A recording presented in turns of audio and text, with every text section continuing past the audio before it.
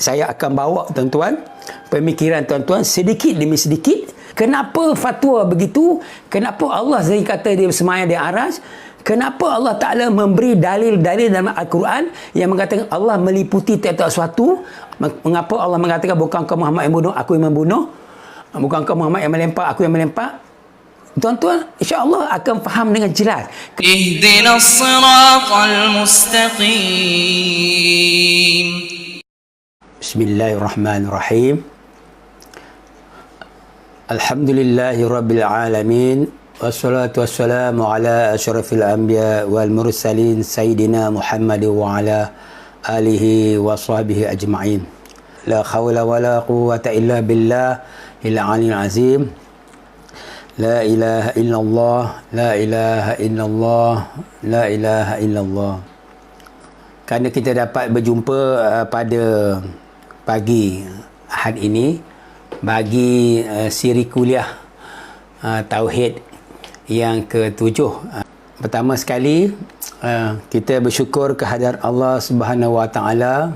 InsyaAllah tujuan perjumpaan kita seperti biasalah, kita nak membicarakan, bermuzakarah tentang asas-asas ilmu Tauhid yang perlu ada kepada kita lah, untuk kita mengenal akan Allah. Seperti yang minggu lepas, saya juga ingin mengingatkan bahawa pembelajaran ilmu Tauhid ini kita hanya menggunakan akal yang waras, akal yang waras yang ada di fikiran kita lah, di kepala kita. Ini kaedah dia, iaitu cara-cara kita nak mengesakan Allah, mengenal Allah dengan menggunakan akal yang Allah kurniakan ini.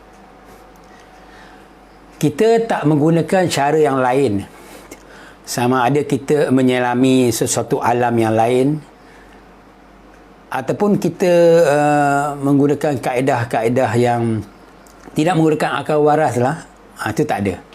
Jadi tuan-tuan janganlah risau, selagi tuan-tuan berakal waras, tuan-tuan, kita semua ada peluang untuk memahami ilmu ini dan akhirnya mengenal akan Allah. Kalau Allah permudahkan kita, dia tak susah mana, dia jadi mudah. Jadi tuan-tuan dan perempuan yang saya hormati sekalian, akal kita di fikiran ni sebenarnya diandaikanlah sebentar lagi, katakan seseorang tu menjadi tidak siuman, atau orang kata gila lah, Jadi bila kata dia bermulanya tidak siuman, atau perkataannya agak kasar, gila lah, maka segala tanggungjawab agama terputus daripada dia. Segala tanggungjawab agama terputus, tak ada lagi. Dia tak bertanggungjawab apa-apa pun. Tak ada dosa, tak ada syirik, tak ada apa. Dia hiduplah macam mana yang dia nak hidup, kan? Cuma kita kena kawal lah orang gila ni. Jadi tengok, Allah Ta'ala telah memberi satu kita garis panduan. Kita akan dipertanggungjawabkan dalam apa saja tanggungjawab agama selagi kita berakal waras. Termasuk dalam bab-bab nak mengenal Allah ini. Nak mengenali Allah ini, kita menggunakan akal waras yang ada di kepala kita. Maksudnya akal yang boleh berfikir. Maksudnya begitu. Jadi baik tuan-tuan dan perempuan, kita lihat seperti yang minggu lalu saya telah menerangkan tentang beberapa tanda beza antara Allah dengan makhluk. Tanda beza. Jadi kita dah sampai ke peringkat pertengahan tanda beza. Maksudnya, jadi kita kata saya menceritakan dua sifat makhluk. Tubuh makhluk itu dia ada had, ada hingga. Ada had, ada hingga. Dia ada sini sampai sini, sini atas sampai bawah, kiri kanan, depan belakang. Jadi bila ada had, ada hingga, dia menempat. Makhluk ni dia menempat di dalam sesuatu ruang masa atau sesuatu ruang tempat. Dia mengambil lapang sekadar zat. Yang saya cerita tu macam mana Jirim mengambil lapang, jisim mengambil lapang, jauhar mengambil lapang, jauhar firid mengambil lapang. Jadi itu tuan-tuan kena ulangi rakaman video yang menerangkan yang sebelum ni sehingga tuan-tuan faham benda tu, faham ya baik-baik. Sebab selepas ini penerangan yang berkaitan dengan itu. Jadi bila mengambil lapang, sifat kedua makhluk dia tidak menerima dua kelakuan dalam satu masa. Apakah dua kelakuan itu? Iaitu kalau dia ada, dia tak boleh menerima tiada dalam masa yang sama. Kalau dia hidup, dia tidak boleh menerima mati dalam masa yang sama. Maksudnya begitu. Dia tidak boleh menerima dua kelakuan dalam satu masa. Maksudnya begitu. Maksudnya sekarang kita tengok, kalau saya ni ada di sini, saya tidak boleh menerima ada di tempat yang lain. Kalau saya ada di tempat lain, saya tidak boleh menerima ada di sini. Kalau sekarang saya menerima hidup, saya tidak boleh menerima mati dalam masa yang sama ketika saya hidup sekarang ni.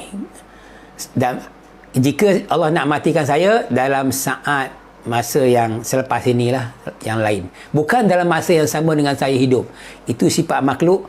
Kenapa makhluk tidak boleh menerima dua kelakuan satu masa? Kalau kita kita lah. Kerana tubuh dia bertepi. Tubuh dia bertepi. Bila tubuh dia bertepi, dia tidak boleh menerima dua kelakuan satu masa. Tolong faham perkara ini dengan baik. Sebelum saya buat penerangan lanjut, nanti tuan-tuan akan faham kemudian kenapa saya bercakap seperti ini. Baik, tu. Jadi kita tengok, saya ulang balik asas tauhid yang sangat penting yang tuan-tuan perlu kuasai, iaitu makhluk ada dua sifat. Pertama, dia bertepi. Ya, maksudnya bila bertepi, zat dia ada saiz, ada had, ada hingga. Ada had, ada hingga, ada atas, ada bawah, kiri, kanan, depan, belakang. Bila ada saiz, dia akan menempat ataupun dikatakan dia akan mengambil lapang sekadar zat. Di mana dia berada, dia mengambil lapang. Dan bila kata dia mengambil lapang, dia boleh berada dalam satu ruang. Tak kira ruang atas, bawah, kiri, kanan, depan, belakang, luar, dalam dan luar. Dalam, poket dan luar. Tak ada masalah makhluk ni. Dia nak berada di mana pun tak ada masalah. Sebab apa? Sifat dia mengambil lapang, dia akan menempat di dalam sesuatu ruang. Ya, maksudnya begitu. Ini kena faham baik-baik. Kemudian, bila kata dia mengambil ruang, dia sifat kedua, dia tidak boleh menerima dua kelakuan dalam satu masa. Maksudnya kalau dia ada di sini, dia tidak boleh berada tempat lain. Kalau dia ada di tempat atas meja, dia tak berada di atas tangan saya. Benda yang sama ni, benda kotak yang sama ni, kalau dia berada di atas tangan saya, dia tidak boleh berada di atas meja. Kalau dia berada di atas meja, dia tidak boleh berada di atas tangan saya. Sebab apa dia jadi begitu? Sebab tubuh dia bertepi. Tubuh dia bertepi. Saya buat satu contoh ni, benda jirim lah. Tapi tuan-tuan kena faham, cuba buat satu kiasan benda-benda lain. Tak kira lah jenis apa makhluk, tubuh dia bertepi. Bila bertepi, dia akan mengambil lapang, menempat. Maksudnya begitu. Maksudnya yang menempat, dia boleh berada di dalam dan luar suatu. Itu kena faham baik-baik. Saya ulang banyak kali. Ada sebab dia, nanti nak bagi tuan-tuan faham. Bila saya nak cerita tentang Allah nanti, tuan-tuan akan senang faham. InsyaAllah. Ini saya tak mau cerita lagi. Saya nak cerita makhluk dulu. Allah pun kata, berfikirlah tentang kejadian aku, jangan berfikir tentang zat. Bila Tuhan kata begitu, berfikir kejadian Allah. Apa tu kejadian Allah? Kejadian Allah ni makhluk lah. Makhluk yang jenis 4 jenis tadi, jirim, jisim, jauhar, firid. Jadi kita fikir habis-habis tak apa. Nak bayangkan malaikat pun boleh. Nak bayangkan Jibril. Walaupun kita bayangan tu, kita bayang agak-agak saja, bersayap berapa. Jibril ni sayap kelawar ke sayap pelepah burung? Kita kata wallahu a'lam. Kita tak tahu. Kita tengok kalau tengok dalam Al-Quran, dalam hadis kan, Nabi kata macam nak sayap Jibril, wallahu a'lam. Kita terima je. Tapi kita boleh bayangkan ikut suka kita sebab dia makhluk. Cuma jangan bayangkan Allah. Tu sebab dia. Tak boleh. Tu Tuhan kata jangan berfikir tentang zat aku. Ada sebab dia. Baik. Baik dengan tuan-tuan, saya sambung lagi tuan-tuan ya. Jadi begini. Jadi sekarang kita tengok. Jadi kita nak, sebelum kita membicarakan secara panjang lebar. Minggu lepas saya kata tempuh tak sentuh itu. Maksudnya begitu. Hari ini saya nak berjelaskan tentang istilah perkataan tempuh tak sentuh. Maksudnya begitu. Cuma sebelum saya masuk ke bahagian itu, saya ingin ulang sedikit tentang dua tanda beza ini. Tanda beza yang ada dua sifat makhluk ini. Iaitu pertama dia bertepi. Bila bertepi, dia menempat. Menempat dalam satu ruang lah. Dan dia bila menempat, dia tak boleh terima dua kelakuan satu masa. Sudah semestinya dia tak boleh terima. Sebab apa? Kalau kata dia hidup, sekarang saya sedang hidup, maka dia tak boleh menerima mati dalam masa dia hidup. Sebab tubuh dia bertepi. Saya bertepi. Ataupun ingatan saya lah. Pikiran manusia bertepi. Sebab tu kita ada lupa, ada ingat. Bila kita ingat, kita tak dikatakan lupa. Kalau kita lupa, tak dikatakan ingat. Okey, kita buat satu tempoh duration atau masa. Berapa lama kita boleh ingat? Kita boleh ingat lebih kurang katakan seminggu lah. Budak-budak sekolah kalau belajar, seminggu dia boleh ingat bahan dia belajar itu daripada guru dia. Lepas seminggu, kalau dia tak ulang kaji, dia terlupa. Dia kena ulang balik. Sebab tu budak-budak pelajar yang rajin ni, dia selalu ulang kaji. Sebab dia tak boleh ingatan tu, tak boleh kekal. Sebab apa? Dia ada tempoh had masa. Itu maksudnya ingatan tu bertepi. Ada had, ada hingga. Sampai daripada sini sampai bila dia boleh ingat. Begitu. Kan? Tapi adalah yang orang kata ingatan yang kekal yang Allah bagi. Macam orang penghafaz Al-Quran kan. Bila dia hafal tu, dia sebut saja Allah Ta'ala yang datangkan ingatan. Oh, tu memang hebat. Kalau Allah Ta'ala nak mengingatkan, tak ada masalah. Allah bagi ingatan tu tak lupa sampai bila-bila. Sampai orang kata 30 juzuk tu dia boleh hafal. Begitu saja. Itu semua datang daripada Allah. Tapi kalau yang biasa-biasa ni, kita nak buat contoh, ingatan kita bertepi. Kalau saya lupa, saya tak dikatakan ingat. Kalau ingat, saya tak dikatakan lupa. Dan saya tak boleh menerima. Yang penting, tidak boleh menerima ingat dengan lupa dalam satu masa. Tak boleh. Tidak berlaku. Tak ada siapa-siapa begitu. Contohnya saya katakan saya lupa nama kawan lah. Siapa nama kawan? Allahu Akbar. Allahumma salli ala sayyidina Muhammad wa ala ali Muhammad. Nama dia Ali katakan. Bila saya ingat, saya tak dikatakan lupa. Jadi kita tengok benda yang bertepi, tak kira lah ingatan ke, jirim, jisim, jauh-jauh firik ke, dia tidak boleh menerima dua kelakuan satu masa. Dia menerima salah satu-satu. Baik. Tuan-tuan dan perempuan yang saya hormati sekalian. Baiklah. Sebab tu kita tengok. Kita bila bercakap tentang tauhid, kita kena merujuk pada Al-Quran dan hadis. Dan fatwa-fatwa daripada pihak yang berautoriti dalam negara kita macam pihak JAKIM. Kita kena guna fatwa-fatwa ini. Kita tak boleh main pandai-pandai buat andaian. Salah tu tak boleh. Saya tak naklah memberi pendapat pada kumpulan-kumpulan lain. Saya nak cakap cara yang saya bercakap dah senang. Nanti tuan-tuan bandingkanlah. Maksudnya begini. Pihak JAKIM telah memfatwakan siapa yang mengatakan Allah tu bertempat, akidah dia terbatal. Syahadahnya terbatal, dia kena mengucap semula. Siapa yang mengatakan Allah tu bertempat, ini timbul isu iaitu Allah bersemayam. Ada ayat Al-Quran mengatakan Allah menjadikan langit dan bumi dalam 6 masa. Allah bersemayam di Arash. Jadi disebut di atas Arash tu, orang mengandaikan Allah tu bertempat di Arash. Jadi sebenarnya benda ni menjadi satu pertikaian dalam negara kita. Jadi beginilah tuan-tuan. Sekarang kita tak mau cerita tentang Allah tu nanti. Nak cerita tentang makhluk dulu. Nanti bila sampai masa bila kita membicarakan tentang perbezaan Allah dengan makhluk, tuan-tuan akan sendirinya faham kenapa Allah kata dia bertempat. Jadi Allah bertakna bersemayam di Arash. Jadi tak ada masalah, cukup mudah benda ni. Baik, kita nak balik pada tadi.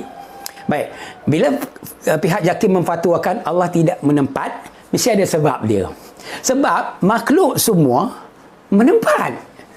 Kan? Makhluk semua menempat. Kita tanya balik. Kenapa makhluk itu bertempat? Sebab zat dia bertepi. Zat dia bertepi. Tak bawah, kiri, kanan, depan, belakang. Maksudnya begitu. Dia bertepi. Bila bertepi, dia mesti ambil tempat. Tak kira dia nak ambil atas, bawah, kiri, kanan, depan, belakang, luar, dalam. Sebab dia bertempat. Dia bertepi. Tapi Allah Ta'ala dia tidak boleh dikatakan bertempat. Kalau menempat, kalau Allah tu bertempat, katakan di atas arah. Allah membayangkan Allah tu di atas. Akidah terbatal kena mengucap semula. Ini fatwa daripada pihak JAKIM. Akidah ahli sunnah wal jamaah, begitu pegangan dia. JAKIM membuat satu fatwa berdasarkan akidah ahli sunnah wal jamaah, melarang kita meletakkan Allah tu dalam satu tempat. Betul. Allah Ta'ala dia tidak boleh menempat dalam suatu. Saya cakap ni secara umum dulu pada tuan-tuan. Saya menggunakan dalil dulu. Saya belum nak mendasari kenapa jadi begitu. Selepas ni saya akan bawa tuan-tuan pemikiran tuan-tuan sedikit demi sedikit sampai tuan-tuan faham kenapa fatwa begitu, kenapa Allah sendiri kata dia bersemayam di aras, kenapa Allah Ta'ala memberi dalil-dalil dalam Al-Quran yang mengatakan Allah meliputi tiap-tiap suatu, Allah meliputi orang-orang kafir, Allah wa ma ramaita iz ramaita walakinna Allah rama, bukan dalam surah An-Anfal ayat 17. Mengapa Allah mengatakan bukankah Muhammad yang bunuh, aku yang membunuh, bukankah Muhammad yang melempar, aku yang melempar. Tuan-tuan insya-Allah akan faham dengan jelas kenapa Allah bercakap begitu. Ada ketika Allah cakap Allah meliputi tiap-tiap satu, ada ketika bukankah Muhammad melempar, aku yang melempar. Jadi kalau mengikut asas ayat itu, kita nak faham agak sukar. Sebab apa? Benda ni tak nyata. Tambahan pula Allah katakan, zat Allah jangan kita berfikir tentang zat Allah, jangan kita bayangkan. Allah tak ada larang. Tapi bila Allah keluarkan dalil-dalil sebegitu, menyebabkan kita ni tercari-cari. Allah ni macam mana sebenarnya? Macam mana yang kita nak faham ni? Jadi macam tu. Jadi sebenarnya tuan-tuan penyelesaian ada di sini. Ada pada diri kita, insya-Allah dengan izin Allah, kita pergi sedikit demi sedikit supaya saya menerangkan tuan-tuan boleh faham. Saya harap tuan-tuan dapat ikuti muzakarah ini sampai tamat lah. Nanti saya akan kita cuba cakap pelan-pelan. Baik, saya balik kepada dua sifat makhluk. Baik, jadi kita kata sekarang ni makhluk dia habis macam mana makhluk ni? Pertama dia menempat. Bila menempat, dia tak boleh terima dua kelakuan satu masa. Kenapa? Sebab tubuh dia bertepi. Itu saja nak cakap. Bertepi. Jadi, habis makhluk, apa yang makhluk boleh terima? Boleh menerima salah satu-satu. Menerima ada, menerima tak ada. Menerima ada, menerima tak ada. Habis. Cuba buat bagi terima ada, tak ada. Satu masa, dalam satu saat, dia ada, terima ada, tak ada. Tak boleh. Kalau boleh, mustahil. Perkara itu mustahil. Maksudnya boleh berlaku. Sebab Allah tak pernah cipta makhluk, Allah tak pernah cipta kejadian dia dalam keadaan sedang menerima dua kelakuan serentak. Tak ada satu pun. Allah mencipta semua kejadian dia dalam keadaan menerima salah satu-satu. Itu kena faham. Kita semaklah semua. Kalau kata orang itu dia sihat, dia tak sakit. Sakit, dia tak sihat. Kalau kata dia ingat, dia tak lupa. Lupa, dia tak ingat. Kalau dia kenyang, dia tak lapar. Lapar, dia tak kenyang. Siapa bagi kenyang? Allah. Siapa bagi lapar, nak uji? Allah. Semua Allah. Nampak? Maksudnya begitu. Maksudnya, kalau dia apa? Dia panas, dia tak sejuk. Sejuk tak panas. Dia Allah jadikan berpasang-pasang. Sampai bila-bila pun. Macam itulah kejadian Allah. Sedang menerima salah satu-satu. Baik, itu dua sifat makhluk yang saya cerita secara detail, secara terperinci. Saya harap tuan-tuan faham. Tuan-tuan cuba melazimi perkara ini dengan fikiran yang waras. Yang waras, yang nyata. Tak perlu pergi kepada alam-alam gaib, tak payah. Sini je fikir. Kuasa Allah tu tak nampak pada mata kasar kita, tak nampak. Dia nampak kat fikiran. Kat fikiran. Fikiran kita kena nampak dah kuasa Allah. Bila nampak saya ada di sini, saya hidup, tuan-tuan atau diri saya kena bagi tahu akal Allah yang menghidupkan Cikgu Hashim sekarang ni. Allah yang sedang mengadakan Cikgu Hashim sekarang ni. Ni tengah duduk bercakap ni. Allah yang membuka mulut, mengizinkan percakapan keluar daripada mulut Cikgu Hashim ni. Apa cakap lawan dia bisu. Cakap lawan dia bisu. Tapi duduk bercakap ni tak bisu. Allah yang mengizinkan. Jadi tuan-tuan, selagi mata kita boleh melihat, kita dapat melihat benda bertepi, macam saya ni, duk menerima salah satu-satu, kita kena faham kat fikiran bahawa Allah sedang mengadakan itu. Allah sedang menggerakkan itu. Allah sedang mengizinkan itu. Jadi macam mana kita nak boleh lupa Allah?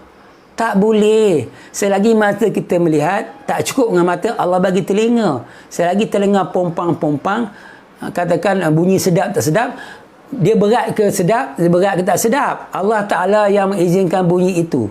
Tempuh kuasa Allah. Jadi sebab itu kita kata tuan-tuan, tanda beza ini memberi satu pengetahuan asas pada kita. Macam mana kita nak ingat Allah 24 jam. Kan? Yang zikir pakai tasbih tu, itu dah satu kita punya amal ibadat, dapat pahala. Kita kena buat benda tu, tak ada pertikaian. Kalau Rasulullah ajar, kita kena buat 100%. Bila nak buat, berapa jumlah bilangan. Tapi yang kita nak membicarakan dalam ilmu asal tauhid ini ialah cara nak berfikir tentang kejadian Allah yang sedang ada di depan mata kita, yang sedang terdengar di telinga kita, ya? Berasaskan tanda beza. Kalau kita tak belajar bertepi-bertepi ni, kita tak reti nak fikir kebesaran Allah, tak reti. Contohnya Allah kata kalau orang tak belajar tanda beza ni, pak nama, makhluk baru alam mungkin, jirim jisim jual-jual firid, makhluk bertepi, bila bertepi dia bertubuh, ada saiz, ada had hingga, dia mengambil lapang sekadar zat, boleh berada dalam luar, dia tak terima dua kelakuan semasa. Katakan dia tak belajar, dia nak tengok kebesaran Allah. Susah tuan-tuan. Contoh, Allah kata kami yang memberi rezeki, kami tak minta rezeki. Tapi dia duduk fikir, Allah kata dia bagi rezeki, tapi kenapa aku mesti kerja? Kenapa aku mesti percaya rezeki? Dia macam tak boleh nak faham betul itu. Dia kata rezeki Allah bagi ni macam mana, rezeki kita cari ni macam mana, ada apa beza dia rezeki kita cari dengan rezeki Allah bagi. Dia tanam pokok tumbuh, Allah kata Allah menumbuhkan pokok. Dia kata dia berbaja baik tumbuh, dulu tak berbaja ni tak tumbuh macam ni. Dia macam keliru, yang mana satu kuasa Allah, mana satu kuasa makhluk. Jadi macam tu. Jadi kita tak nak jadi macam tu, kita nak jelas, nak clear. Jadi sekarang tuan-tuan dan perempuan, kita balik kepada dua sifat makhluk tadi. Jadi pertama sekali kita kata sekarang, okey, saya buat satu rumusan. Makhluk semua kita kata bertepi. Pegang, sila pegang pada rumusan ini. Tiap-tiap bertepi, tanda dia kena jadi. Betul? Setuju? Tiap-tiap bertepi, tanda kena jadi. Apa yang bertepi? Hidup bertepi, kena jadi hidup tu. Mati bertepi, kena jadi. Sebab tempuh kuasa Allah. Tiap-tiap bertepi, hidup kan mati, tanda kena jadi. Mesti tempuh kuasa Allah. Wajib. Mesti tempuh kuasa Allah. Tak tempuh, tak boleh jadi. Tak boleh jadi hidup, tak boleh jadi mati. Kalau tak tempuh kuasa, tak boleh jadi apa kata? Ada, tak boleh jadi tiada. Sekarang kita tengok teknologi canggih. Smartphone, teknologi telekomunikasi yang canggih. Dulu zaman kita dulu tak ada benda ni. Sekarang ada. Dulu tak ada, sekarang ada. Bertepi tak benda tu? Bertepi. Sebab apa? Dia ada tempoh zaman. Bila mula telefon smartphone? 10 tahun yang lalu kot. Dulu tak ada. Telefon pakai pusing-pusing, pakai tiang. Tapi sekarang ada, tempoh dia, duration dia, tahun bila sampai tahun bila, sampai ini kan. Itu maksudnya dia bertepi. Dia ambil ruang segi masa. Tiap-tiap bertepi, tanda kena jadi. Wajib, mesti tempuh kuasa Allah. Tak tempuh kuasa Allah, tak boleh jadi. Siapa boleh bagi jadi, siapa yang berkuasa menjadikan semua canggih ni? Jawapan dia, Allah. Nampak? Bila kita faham tanda beza bertepi-bertepi ni, kita tengoklah secanggih mana makhluk pun sebenarnya bukan makhluk. Itu adalah tempuh kuasa Allah. Semua tu kudrat iradat Allah. Jadi kita boleh selamat dari syirik kofi. Jadi taksub pada makhluk tu tak ada. Macam mana nak taksub? Kita tak nampak lah kata makhluk tu buat. Kita nampak Allah yang buat. Allah yang izin. Allah yang takdirkan. Macam tu. Tapi tuan-tuan, tanda beza ini, cara berfikir tentang kejadian Allah ni dengan menggunakan makhluk, satu benda yang mesti bagi kita, yang mesti kita tahu, supaya kita tak menduakan Allah. Kita tengoklah bangsa-bangsa yang mencipta teknologi, yang tak beriman. Bangsa-bangsa di Timur, di Barat ke, kita tak sebut bangsa tu kan, Jepun, Korea ke, yang kata mereka yang cipta. Takkan mereka nak kata Allah yang buat? Tak ada, dia kata diri dia. Dia kata engineer dia. Mereka akan dakwa mereka. Sebab mereka yang buat. Depan mata nampak tangan mereka, idea mereka, kertas kerja mereka, R&D mereka. Mana boleh dia nak kata Tuhan? Dengan harap dia nak. Tapi kita tak. Siapa buat ke selagi dia bertepi tak? Bertepi. Tiap-tiap bertepi tanda kena jadi. Jadi sendiri mustahil. Tak boleh. Dia mesti tempuh kuasa Allah. Jadi begitu tuan-tuan, ini rumusan saya bagi pada pagi ini. Ini tambahan yang barulah. Okey, tuan-tuan dah faham dua sifat, iaitu rumusannya tiap-tiap bertepi, tak kira tepi ada ke, tepi tiada ke, tepi hidup ke, tepi mati ke, tepi canggih ke, tepi biasa ke, tepi ingat ke, tepi lupa, tanda dia kena jadi. Bila nak kena jadi, dia mesti tempuh kuasa Allah. Tempuh kuasa Allah. Dia tak jadi sendiri. Kalau jadi sendiri, hidup mati, jawab dia mustahil. Akal kita tak boleh terima. Nanti kita belajar hukum akal. Akal tak boleh terima. Mana boleh manusia menerima hidup mati satu masa? Daripada awal-awal saya dia bagi tahu. Sebab apa dia tak terima hidup mati dalam satu masa? Dia mesti terima salah satu-satu kerana tubuh dia bertepi. Zat dia bertepi. Zat makhluk bertepi. Dia terima salah satu-satu. Sekarang ni duk sedang terima salah satu-satu. Mana ada orang hidup dengan mati satu masa sekarang? Tak ada. Allah tak pernah cipta makhluk dia dalam keadaan menerima dua kelakuan berlaku serentak. Tidak ada. Kalau ada orang cerita, kita kata mustahil. Benda tu tak masuk akal, tak boleh terima. Apakah benda mustahil? Inilah dia. Benda yang tidak menerima, benda yang makhluk menerima dua kelakuan satu masa, itu benda mustahil. Kalau sekadar kucing bertanduk, itu tak mustahil. Kau tunggulah zaman kucing bertanduk. Kalau Allah nak tumbuhkan tanduk pada kucing, mustahil tak? Tak. Kalau orang kata Allah nak tumbuh tanduk pada gajah, tak mustahil. Allah boleh buat bila-bila masa. Sebab benda pelik tak mestinya mustahil bagi Allah. Benda ganjil tak sebenarnya mustahil bagi Allah. Tengok Allah cipta manusia. Ada yang sempurna, ada yang cacat, ada yang macam-macam. Kalau kita tengok kejadian Allah yang keluar dalam TV, orang bila sebut orang benda ganjil, orang semua rumun nak tengok kan, macam mana batu keluar daripada ibu kaki, mutiara keluar daripada ibu kaki, ramai orang rumun nak tengok. Semua datang nak tengok, nak ambil gambar. Itu benda yang ganjil. Allah nak buat tak mustahil. Allah menaikkan Rasulullah ke Sidratul Muntaha tu, punya jauh tu dalam satu malam, pergi balik turun selamat. Itu tak mustahil, bukan benda mustahil. Itu benda pelik, tapi tak mustahil bagi Allah. Apa yang benda mustahil bagi kita, yang Allah tak buat, iaitu makhluk menerima dua kelakuan satu masa. Ini mustahil. Carilah. Ada tak makhluk menerima dua kelakuan satu masa? Tak ada. Contoh bab hidup mati. Kalau kambing tu hidup, dia tak mati. Kalau mati, dia tak hidup. Macam tu je. Tak menerima dua kelakuan. Dan Allah bukan kata Allah tak boleh buat. Kalau kata Allah buat, macam mana benda tu nak nyata?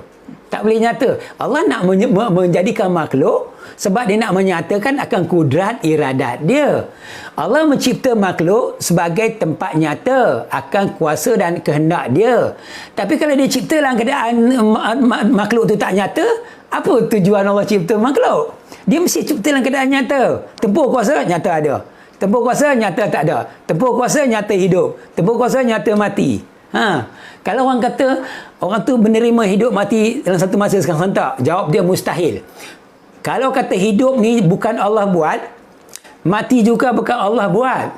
Bila bukan Allah buat, dia jadi sendiri, maka dia berebut. Dia akan berebut pada satu tubuh dalam satu masa. Itu jadi sendiri. Contohnya hidup dengan mati berebut atas tubuh saya. Tapi aku nak hidup, tapi aku nak mati. Kau keluar. Cikgu Hashim mesti hidup sekarang. Cikgu Hashim mesti mati. Macam mana saya nak jadi macam ni? Ni saya tengah hidup. Menunjukkan tak berebut dan tak boleh berebut. Tak akan berlaku benda berebut-berebut ni. Dia berlaku salah satu-satu. Kenapa? Sedang tempuh kuasa Allah. Sedang izin dengan keizinan Allah. Macam tu. Kan? Sebab tu bila kita belajar ilmu apa pun, ilmu tauhid ni ke, kita faham. Faham sebelum ni tak faham. Okay, ni faham, ni tak faham. Oh sebelum ni tiba-tiba faham. Kita kata alhamdulillah, terima kasih faham. Sebab apa? Tempuh kuasa Allah. Allah bagi faham. kan? Allah bagi faham. Allah syukurnya, alhamdulillah. Nampak? Bila kita menerima salah satu, mulut kita ni jangan lokek, jangan lengah. Alhamdulillah, terima kasih Allah bagi faham. Itu yang Allah nak.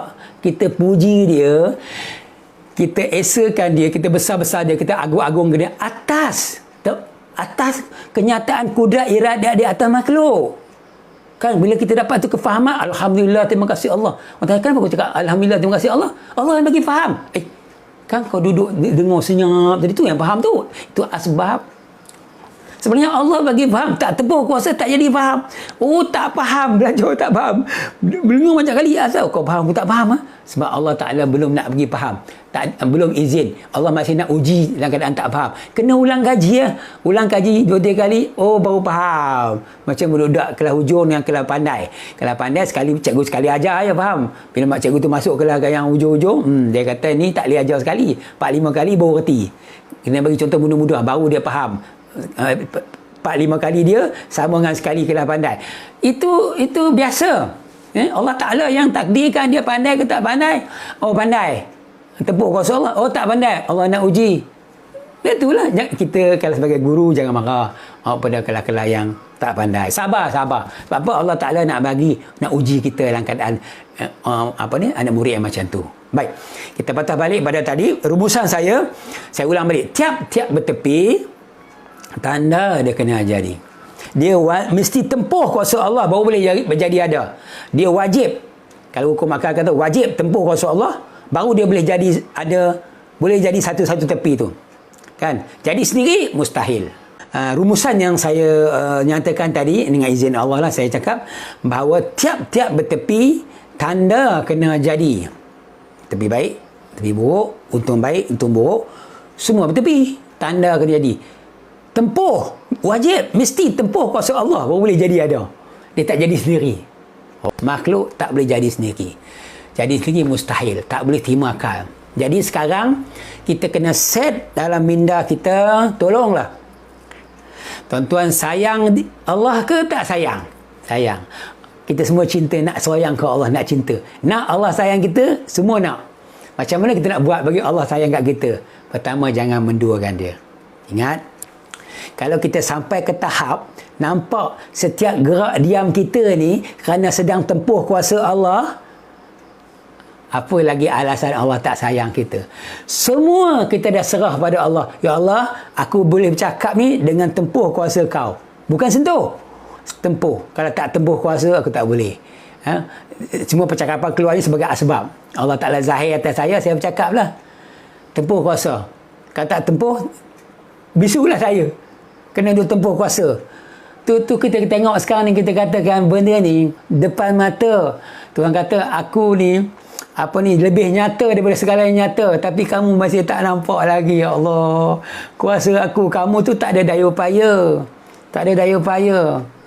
Tapi maksudnya kalau kamu masih duk nampak diri kamu lagi duk itu ini, sedihlah. Allah pun tak suka, tak sedih dengan kita. Apa? Allah nyata betul-betul depan kita, kudrat iradat dia.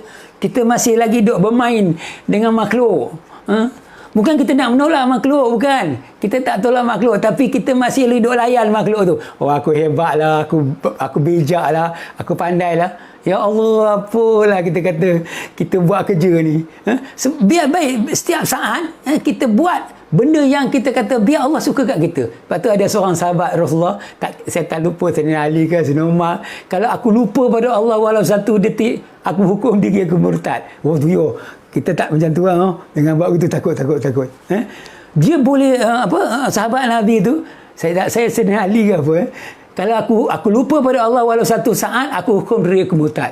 Ui, kita tu mati lah kita. Mana boleh ingat Allah 24 jam. Nak pegang tasbih tak larat, nak buat kerja, nak potong sayur, nak menulis, mana boleh. Bukan itu maksud dia. Maksud dia ni. Bila kata sampai peringkat kita, bila tengok benda bertepi je, dia tanda dia kena jadi. Jadi ni mustahil. Dia mesti tempuh Allah, kuasa Allah Baru dia boleh jadi ada. Bila tembus kuasa Allah, kita kata subhanallah, subhanallah. Contoh saya kata saya bercakap, alhamdulillah, syukur. Fikiran saya kata punya syukurlah saya boleh bercakap depan ni. Kalau tanpa izin Allah tak boleh. Tanpa tempur kuasa Allah tak jadi saya bercakap ni. Tuan-tuan pun kalau tak tempur kuasa Allah, tuan-tuan tak berada di depan kuliah Facebook live pada pagi ni. Ni duk tempur kuasa Allah. Kemudian tuan-tuan faham pula. Tuan-tuan menulis apa tuan-tuan faham. Alhamdulillah, itu semua tempur kuasa Allah. Tempur kuasa Allah menjadikan tuan-tuan faham. Tuan kena cakap terima kasih Allah, alhamdulillah bagi aku faham. Macam tu lah. Maksudnya barulah kita selamat daripada dosa syirik khafi. Selamat insya-Allah. Apa lagi alasan Allah nak menghalang kita? Sebab tu iblis kata aku akan tewas dengan manusia yang la haula wala quwwata illa billah al azim yang ada dalam hati dia. Kalau manusia yang la haula wala di mulut, aku tak heran. La haula wala quwwata illa billahil aliyyil azim. Dia nyanyi kan, tapi dalam hati tak ada. Tak masuk lagi. Dia lagi iblis tak takut. Tapi kalau la haula wala dah masuk, dah melekat di hati, dan makhluk pun tak ada, semua Allah, iblis kata aku tak boleh hampir orang ni. Ini pengakuan dia pada Rasulullah. Ditanya, wahai iblis, dengan siapa kamu akan tewas? Aku akan tewas dengan dua jenis manusia saja. Pertama, manusia yang la haula wala tu berada di hati. Ada daya upaya tu dah melekat di hati dia. Apa maksud daya upaya? Sebab setiap yang duk nampak berlaku pada kita, dia bertepi tak? Bertepi. Tiap-tiap bertepi, tanda kena jadi. Jadi sendiri, mustahil. Dia mesti tempur kuasa Allah. Yakin, ni duk tempur kuasa ni jadi ada ni. Jadi sendiri, mustahil. Jadi yang buruk pun tempur kuasa. Nak uji kita, sabar, taubat. Kan? Jadi baik pun alhamdulillah tempur kuasa. Jadi sendiri mustahil. Akhirnya semua keyakinan kita kepada Allah. Jadi iblis kata aku tak boleh nak buat apa kat orang ni, aku nak buat apa lagi ya? Semua aku buat, dia kata semua Allah. Apa aku nak rasuk dia kata semua Allah. Iblis pun kata aku nak buat apa, tak payahlah, berjaya orang lain lah. Kan? Dan satu lagi iblis kata aku akan tewas dengan manusia tahu siapa diri aku. Apa pula kita tak tahu? Dia tu bertepi tak iblis? Syaitan iblis bertepi. Tiap-tiap bertepi, tanda kena jadi. Dia pun kena jadi. Iblis pun kena jadi. Jadi sendiri, mustahil. Kau tak jadi sendiri iblis. Kau nak rasuk aku nak pergi sesat, mesti dengan izin Allah. Kalau tak izin Allah, aku tak boleh. Dia kata malu lah mengarut aku. Duduk dengan orang ni lagi mengarut. Buat habis masa. Aku percaya orang wujud diri lah. Orang yang riak bangga yang nak berkelahi, aku pergi. Biar aku masukkan jarum aku, biar dia bergasak. Tapi kalau kata orang macam yang faham asal tauhid, dia tak nak. Tu dia kata wahai Nabi Muhammad, aku akan tewas dengan dua jenis manusia, iaitu manusia berada di la haula wala quwwata illa billahil azim dalam hati dia, dan manusia yang tahu siapa diri aku. Jadi tuan-tuan dan puan-puan, kita berbalik kepada asas tanda beza tadi. Di atas rumusan tiap bertepi, tanda akan jadi. Ini satu dengan izin Allah lah, satu isi baru dalam tazkirah kuliah 7 ni. Siri 7 ni. Maksudnya saya buat satu rumusan, tiap-tiap bertepi, tanda akan jadi. Mesti tempuh kuasa Allah. Setakat itu dulu saya cakap, sebab nak bagi tuan-tuan faham sebelum kita pergi ke yang lebih lanjut pada siri seterusnya. Tak apa, kita cakap sikit-sikit tapi tuan-tuan faham dan amal. Tapi sebelum tu kena dengar rakaman sebelum-sebelum ni lah supaya nak sampai ke sini. Okey, saya masih lagi nak bercakap tentang rumusan tu. Tiap-tiap bertepi, tanda kena jadi. Okey, maksudnya sekarang saya menerima tepi saya, hiduplah. Hidup saya ni sekarang menerima hidup. Saya tak terima mati. Jadi hidup saya berpegang pada tepi hidup saya yang bertepi ni. Allah bagi jadi. Jadi sendiri mustahil. Jadi sendiri berebut dengan mati. Dalam satu masa, ni tak berebut, Allah yang tak lain tempur kuasa dia. Saya hidup tu tempur kuasa. Orang yang mati tu, dia tempur kuasa. Sebab tu kita tengok dalam cerita Nabi Isa AS yang mukjizat boleh menghidupkan orang mati. Kan kata, wahai Nabi Isa, Nabi kata, aku boleh menghidupkan orang mati. Hidupkanlah. Akhirnya dia doa pada Allah, Allah menghidupkan orang mati asbab permintaan Nabi Isa. Bila hidup tu, mereka umum lah. Kau hidup lah. Macam ni. Macam ni. Lepas tu dah tengok semua dah. Nabi Isa kata, dah. Aku nak mati kena balik. Janganlah bagi mati. Kenapa? Kita nak bawa dia pergi jalan tempat lain. Nak bercerita kat orang. Ni orang mati hidup balik ni. Saya orang lain dapat tengok. Tak boleh. Dia tak boleh hidup lagi. Kenapa? Rezeki dia dah tak ada. Oh, dia hidup tu nak tunjuk mukjizat Allah aja kepada kamu atas sebab aku sebagai Rasul atau Nabi. Bisa kata, bila kamu dah tengok, aku nak mati kan? Nak ada orang bagi mati balik. Oh, tak boleh hidup lagi. Tak boleh. Kenapa? Rezeki dia dah tak ada. Oh, sekarang baru kita faham.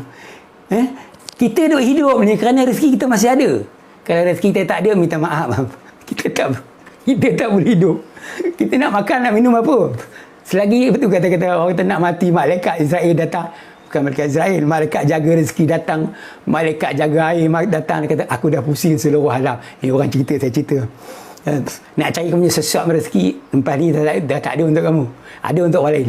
Untuk kamu dah habis kamu gunakan. Okey, datang malaikat jaga air, aku dah pusing satu alam. Nak cari seteguk air untuk kamu pun tak ada. Yang ada untuk orang lain. Datang malaikat jaga nafas. Aku dah pusing satu alam, nak cari nafas untuk kamu, ada sikit lagi 2-3 nafas lah. Sebelum kamu menghembuskan nafas terakhir. Yang ada untuk orang lain. Kita tengok, wah, nafas pun kira. Bagilah kredit sikit. Tak, sampai nafas terakhir, maka keluar roh. Kita kata, tuan-tuan, selagi kita hidup, rezeki kita masih ada. Itu kata tak boleh risau. Macam cerita tadi yang kata mayat hidup balik, orang mati hidup balik, dia kata, Nabi Isa kata dia tak boleh hidup lagi sebab rezeki dia dah tak ada. Hidup sebagai mukjizat. Baru kita faham. Baiklah, itu cerita, orang cerita saya ceritalah. Balik pada dua kelakuan tadi, rumusan tadi. Ada sikit masa lagi, saya mungkin akan berhenti di dua rumusan ini. Di rumusan yang tiap-tiap bertepi, tanda kena jadi, tempuh kuasa Allah. Kat situ dulu. Tak nak sambung lagi, nanti sambung kemudian. Baik. Maksudnya sekarang kita tengok apakah benda bertepi yang kita dah nampak dengan mata kita. Oh, kita makan makanan sedap. Bila isteri masak, makan, sedap makan ni. Sebelum ni tak rasa macam ni. Sedap, lama dia tak sedap. Kan? Dia dua kelakuan. Sedap. Bila sedap, bertepi kan? Tiap-tiap tanda kena jadi. Sedap tu bertepi. Tegak kat tekak lah. Jadi, siapa bagi sedap? Allah lah. Duk tempuh kuasa dia, sedap. Bila sedap, alhamdulillah, syukur. Sedapnya. Kenapa? Alhamdulillah, terima kasih Allah bagi sedap. Saya masuk pakai buku resmi. Sebab. Jadi sedap pun kita puji Allah. Tak sedap, Masya Allah. Masin. Katakan kita tak cakap Masin. Allah Ta'ala nak uji. Jangan marah yang tukang masak tu. Allah mentang-mentang terlebih garam sikit, mengamuk. Kan, tak payah mengamuk. Allah nak uji. Benda tu bertepi tak, Masin? Bertepi. Tiap-tiap bertepi, tanda kena jadi. Allah Ta'ala nak izin Masin. Isteri program biasa je. Tapi, Allah Ta'ala nak bagi dia rasa Masin kat tekak. Dia pun sama satu sedu. Tapi Allah nak izinkan. Saja nak uji dia, nak bagi Masin. Tekak ada je Masin. Bila anak datang makan, tak ada pun, tak Masin pun. Aku rasa Masin. Tekak apa, dia kata. Jadi kita kata, iyalah. Tak apa nak katakan. Allah Ta'ala nak bagi, nak uji. Harus, kan? Tu kau akan Latif. Kan? Uji. Jadi kita sabar. Akhirnya taklah kita bising, taklah kita kritik makanan, tak ada. Makan je. Kalau rasa nak sikit makan, nak banyak makan banyak, sikit makan sikit. Jadi kita balik pada, saya masih nak hujah dekat rumusan ini.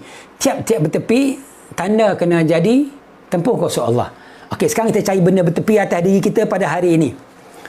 Okey, lepas ni tuan-tuan nak buat apa? Katakan tuan-tuan nak buat apa? Katakan tuan-tuan lapar lah tadi, rumah tengah buat sarapan, makan kenyang. Lapar, mesti lapar nak pergi makan. Bila makan, lapar. Lapar dengan kenyang. Tadi lapar. Tempuh kuasa, lapar, Allah uji, sabar. Dah masak belum? Belum, sedang masak. Okey. Dah masak bang, datang makan. Okey, kenyang. Alhamdulillah. Kenyang tu bertepi tak? Tepi. Tiap-tiap bertepi, tanda kena jadi. Tempuh kuasa Allah, maka jadi kenyang. Jadi alhamdulillah, syukur, alhamdulillah kenyang. Alhamdulillazi at'amana wa saqana wa ja'alana minal muslimin. Syukur bagi kenyang, syukur. Jadi itu yang Tuhan nak tengok dalam mulut kita. Kita berterima kasih tak kepada Allah pada setiap perlakuan berat sebelah ini yang Allah Ta'ala duk timpakan, duk lalukan ke atas kita. Itu saja Tuhan nak tengok. Sekarang ni. Ini bukan cerita zikir pegang tasbih, bukan. Cerita pemikiran yang Allah perintahkan, berfikir kejadian aku tu yang 24 jam ni, kita berterima kasih tak pada Allah, bersyukur tak pada Allah pada setiap duk berat sebelah yang kita terima ni, pada setiap masa pada kita. Tadi kenyang, maka alhamdulillah. Maka kita bila berat sebelah kenyang tepi, tiap-tiap tepi tempuh kuasa Allah, kan? Maka jadi kenyang. Allah bagi kenyang sebab makan. Itu saja. Maka kita kata alhamdulillah, terima kasih Allah. Dah berapa kali alhamdulillah lah. Okey, habis satu. Okey, lepas ni nak pergi kerja. Okey, nak naik kereta. Start enjin hidup. Enjin hidup, enjin tak hidup. Bila hidup betul bertepi tak? Enjin kereta hidup bertepi tak? Bertepi. Tiap-tiap bertepi tanda kena jadi. Tempuh kuasa siapa bagi hidup? Kuasa Allah. Maka alhamdulillah kedua. Start hidup, alhamdulillah, terima kasih Allah bagi hidup. Dah dua. Okey, jalan. Naik kereta jalan sampai tempat kerja selamat. Laut dia malang. Sekarang kita tengok banyak orang mati kemalangan. Selamat bertepi tak? Bertepi. Tiap-tiap bertepi tanda kena jadi sendiri. Mustahil. Dia tempuh kuasa. Allah bagi selamat. Alhamdulillah selamat. Dah berapa kali kita puji Allah, kan? Sepanjang hari hidup kita alhamdulillah saja. Masya Allah saja. Allahu Akbar saja. Subhanallah saja. Tengok kebesaran Allah. Menjadikan kita lalu tu kita nampak katakan burung-burung terbang di angkasa. Tadi burung terbang, tadi kita tak nampak. Ada tempuh kuasa Allah. Jadi tempuh kuasa Allah berterbang. Allah menahan burung dari jatuh dalam surah Al-Mulk ayat 19. Subhanallah, burung terbang. Subhanallah lagi. Jadi kan setiap hidup kita, setiap perjalanan harian, kita 24 jam akan puji Allah kecuali kita tidur dan kita lupa. Apa alasan lagi Allah tak suka kat kita? Cuba cakap. Allah nak benci kita macam mana? Cuba cakap. Tak ada. Tuhan memang suka kat kita. Tuhan sayang kat kita sehingga dia sanggup mencampakkan rasa kebesaran di dalam hati kita. Sampai kita rasa sayang, rindu kat Allah, suka kat Allah. Selama ni kita tak nak buat benda ni. Kita tak nak buat. Kita tak tahu nak buat macam mana. Orang kata, berfikirlah kejadian Allah. Banyak kali dah kita dengar. Berfikir kejadian Allah, nak fikir macam mana? Fikir macam mana? Aku fikir macam mana? Aku tak tahu. Yang aku fikir, nak buat kerja. Dia fikir nak selesaikan masalah. Fikir kejadian Allah macam mana? Tuan-tuan dan perempuan, macam itulah. Yang saya cerita pada tuan-tuan, masa ni tak apa sikit lagi. Maksudnya iaitu saya masih lagi berada di rumusan tiap-tiap bertepi tanda kena jadi. Mesti tempuh kuasa Allah. Maksudnya begitu. Maksudnya tempuh, bukan sentuh. Maksudnya tempuh ni benda yang saya tunjuk kain dulu. Dia lembut. Saya pegang kena kain. Tangan saya tersentuh kain. Tapi dia tempuh lembut. Keadaan itu lembut. Macam tempuh tu, lembut tu tak boleh sentuh. Kuasa Allah tak boleh sentuh. Tak boleh dilihat oleh mata. Tak boleh dikesan di telinga. Tapi kita faham di fikiran kerana Al-Quran ajar kita. Semua ni kerana tempuh kuasa Allah. Allah menurunkan hujan. Menjadikan malam dan siang. Semua tu tempuh kuasa. Bukan sentuh. Kalau sentuh, Allah Ta'ala akan turun untuk bawa hujan. Pakai badli ke apa, tu sentuh, bukan. Maksudnya tempuh. Bila tempuh ni dia tak nampak mata kasar, dia nampak kat fikiran. Macam mana? Lepas tu kita kata kita kena rujuk Al-Quran 100%. Dalam bab mengenal Allah ni kena rujuk Al-Quran dan menggunakan akal waras. Akal waras ni selagi dia waras, selagi bila dia tak waras saja, minta maaf saya kata, kalau jadi gila, terputus semua tanggungjawab. Kita tak ada tanggungjawab nak mengesakan Allah lagi. Tak ada lagi. Maksudnya tanggungjawab mengesakan Allah bagi orang yang waras. Jadi tak ada. Dia tak masuk alam ghaib lagi. Janganlah masuk alam ghaib nak pergi cari apa. Siapa mencari Allah dia akan sesat. Siapa mengenal Allah dia akan dapat. Ingat kata-kata ini, kita jangan cuba mencari Allah.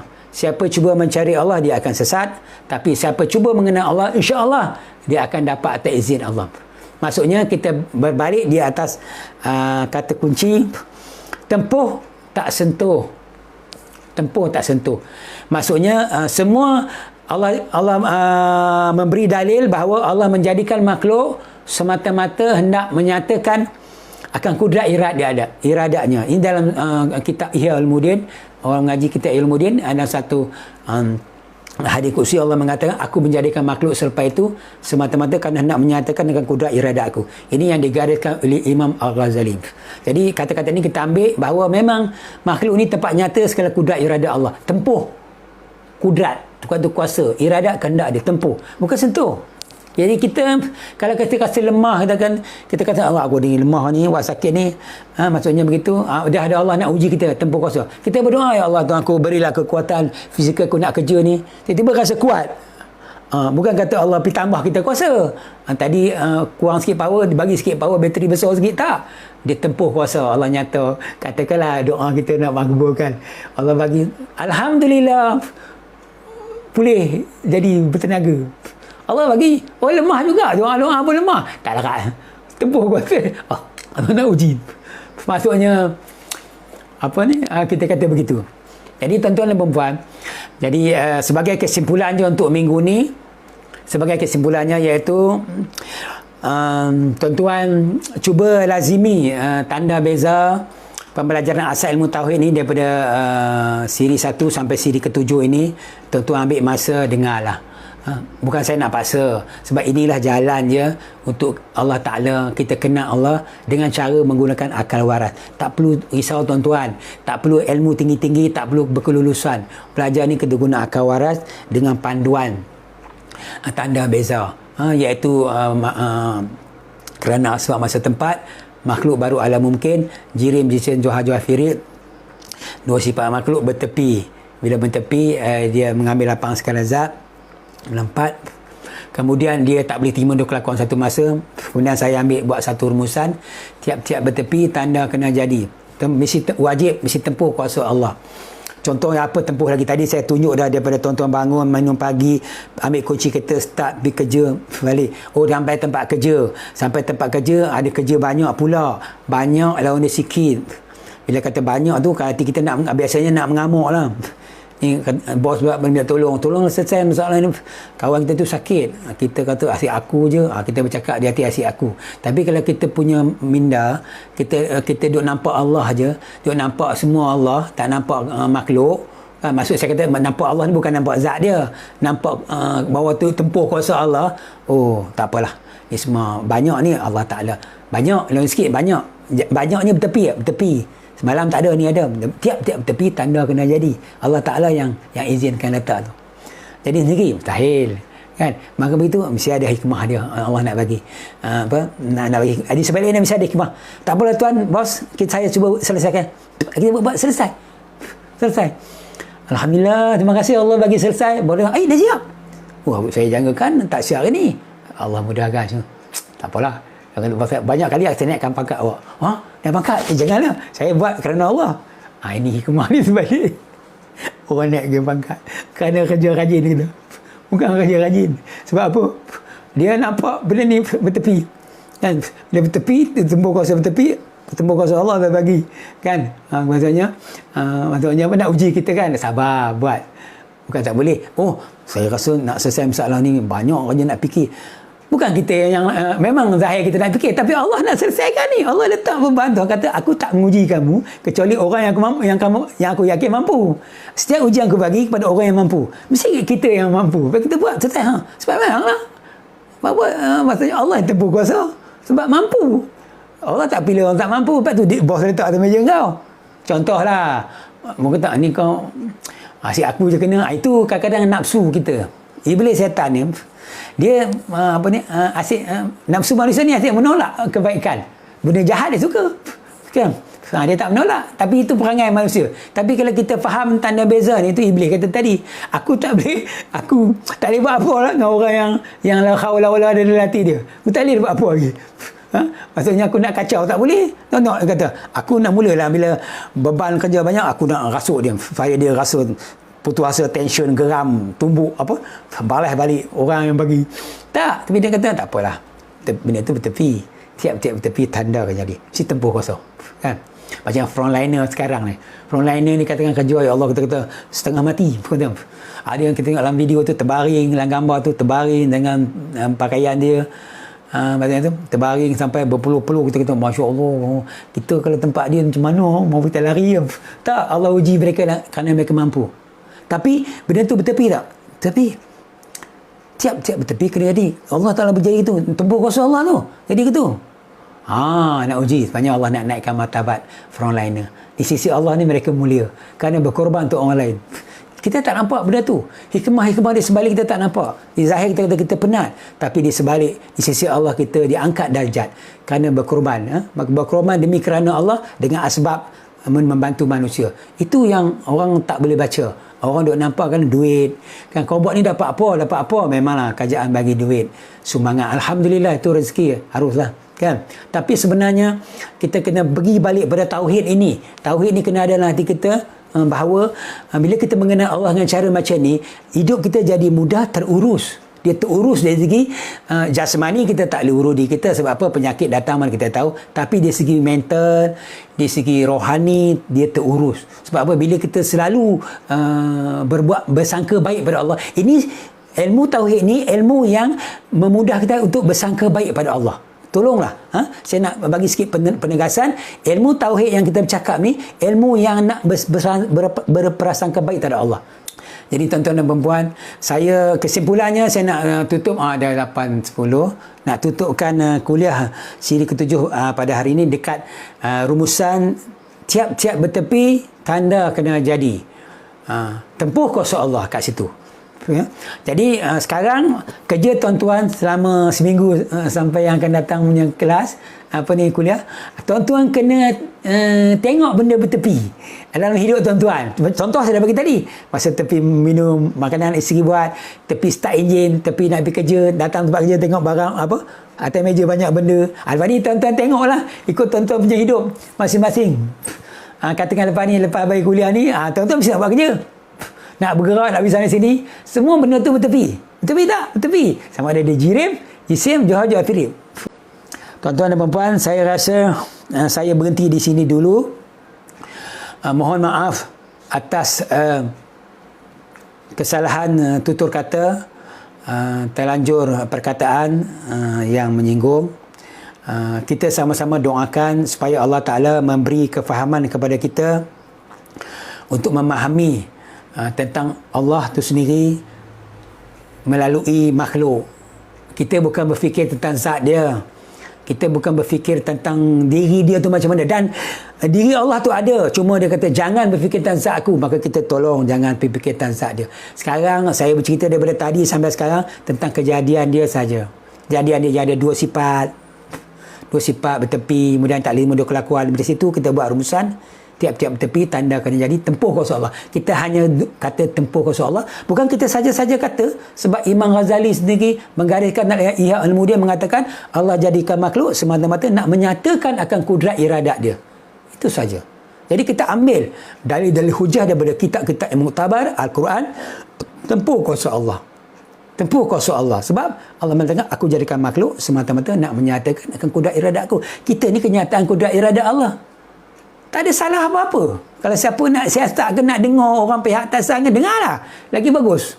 Kita katakan, Alhamdulillah, moga Allah beri kefahaman kepada semua. Semua orang. Kan?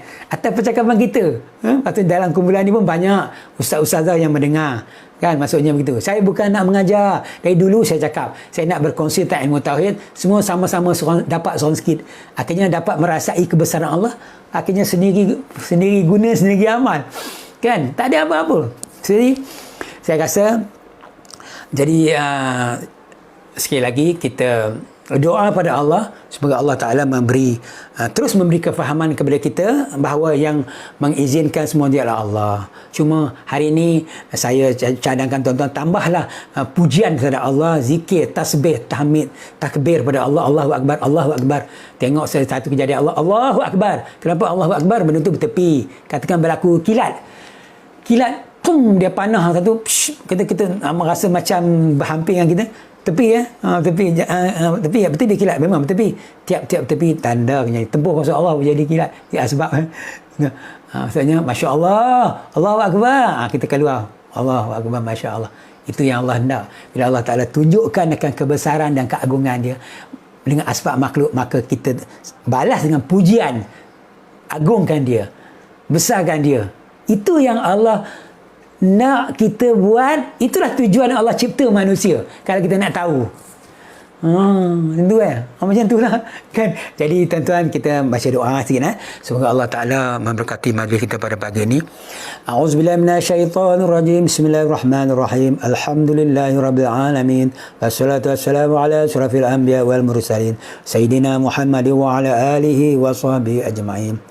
Ya Allah Tuhan kami, Kau berikanlah kami ilham ya Allah, agar kami menjadi orang yang cerdas. Kau lindungilah kami daripada bahaya kejahatan hawa nafsu. Ya Allah Tuhan kami berlindung kepadamu ya Allah, daripada kejahatan penglihatan kami, kejahatan pendengaran kami, kejahatan lidah kami, kejahatan hati kami, kejahatan cita-cita kami. Kami berlindung kepadamu ya Allah daripada kepikunan siksa kubur.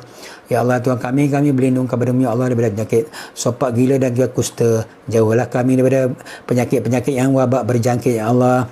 Rabbana atina fid dunya hasanah wa fil akhirati hasanatan wa qina azabannar.